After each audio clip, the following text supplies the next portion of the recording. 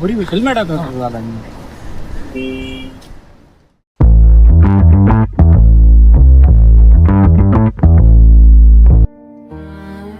Hello. ಅವನೋಕೆನೆ, ನೀನೇನು ಬೇಜಾರಾಗಬೇಡ. ಯಾಕೋ ಹೊಡಿಯಕ್ಕೆ ಹೋದೆ? ಹಂಗೆ ಹೇಳಿದ್ರೆ ಆಗ್ತಿರ್ಲಿಲ್ಲ. ಈಗ ನೋಡು, 3 ಜನಕ್ಕೂ ಬೇಜಾರೆ. ನೀನು ಬಾ, ಮೇಲಿದ್ದಾನೆ ಅನ್ಸುತ್ತೆ, ನಾನು ಹೋಗಿ ಮಾತಾಡ್ಸ್ಕೊಂಡು ಬರ್ತೀನಿ.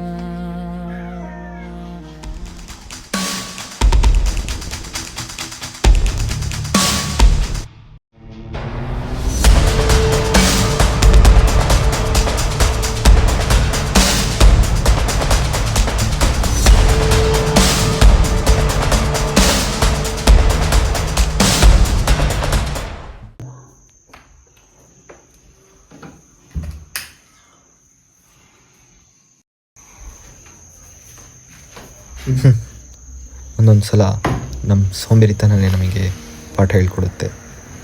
ಪಾಠ ಹೇಳ್ಕೊಡೋಕ್ಕೆ ಅನುಭವ ಇರೋರೇ ಬೇಕಾಗಿಲ್ಲ, ನಮ್ಮ ಜೊತೆಗಿರೋ ಸ್ನೇಹಿತರೆ ಸಾಕು, ತುಂಬ ಒಳ್ಳೊಳ್ಳೆ ಪಾಠ ಹೇಳ್ಕೊಡ್ತಾರೆ. ಇವತ್ತು ಸಾಮಾಜಿಕ ಜವಾಬ್ದಾರಿ ಅನ್ನೋ ಪಾಠ ನನ್ನನ್ನು ಬದಲಾಯಿಸ್ತು.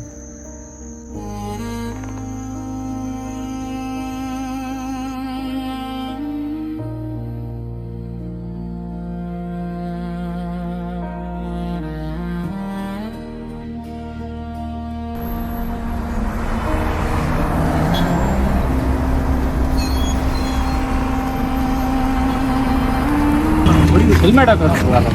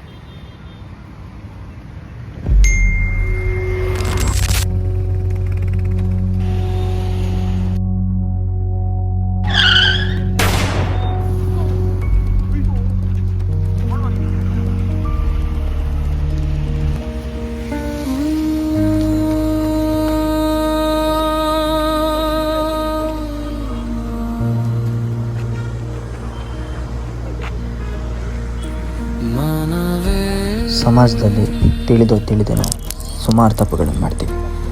ಆದರೆ ಅದನ್ನು ಕೇಳೋಕ್ಕೆ ಕುಟುಂಬ, ಅಣ್ಣ, ತಮ್ಮ ಅಂತಿರಬೇಕು. ಅವತ್ತು ನಮ್ಮ ಅಣ್ಣ ನನಗೆ ಕೆಪ್ಪೆ ಕೊಡಿದಾಗ ನಾನು ಹೆಲ್ಮೆಟ್ ಹಾಕಿರಲಿಲ್ಲ. ಆದರೆ ಇವತ್ತು ಅವನ ಕೈಯಲ್ಲಿರೋ ಆ ರಕ್ತಗಳನ್ನು ನೋಡಿದಾಗ ನನಗೆ ಸಖತ್ ಬೇಜಾರಾಯಿತು.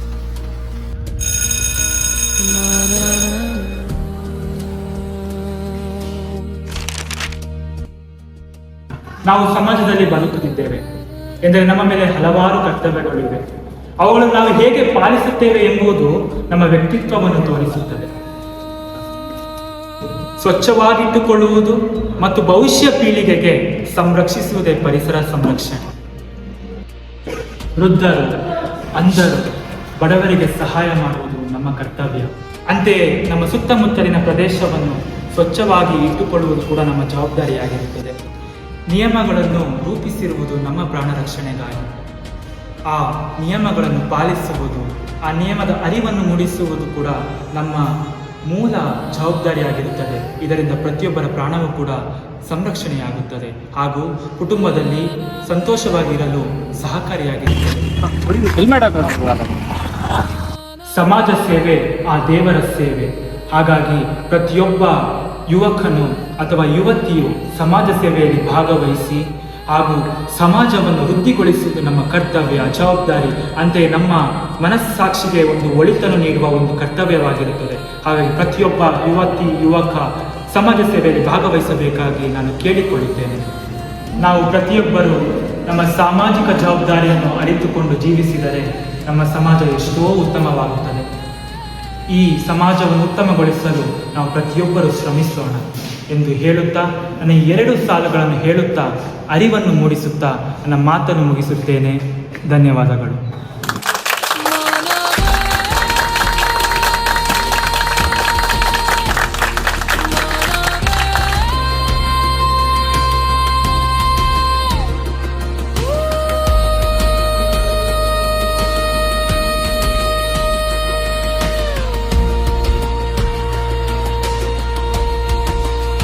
ನಾನು ನಿಮ್ಮ ಥರನೇ ಕ್ಲಾಪ್ಸ್ ಮಾಡಿ ಎಲ್ಲ ಮುಗೀತು ಅಂತ ಸುಮ್ಮನೆ ಕೂತ್ಕೊಂಡಿದ್ದೆ. ಆದರೆ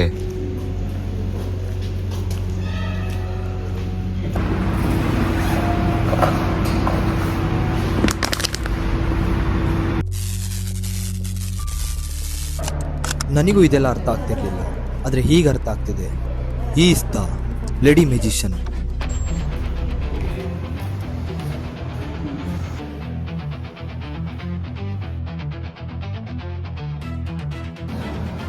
ಇವರಿಬ್ರು ಪಕ್ಕದಲ್ಲಿ ನಿಂತ್ಕೊಂಡ್ರೆ ಯಾರಂತಾನೆ ಗೊತ್ತಾಗಲ್ಲ. ಸಾರಿ. ಚೆಕ್ಮೇಟ್.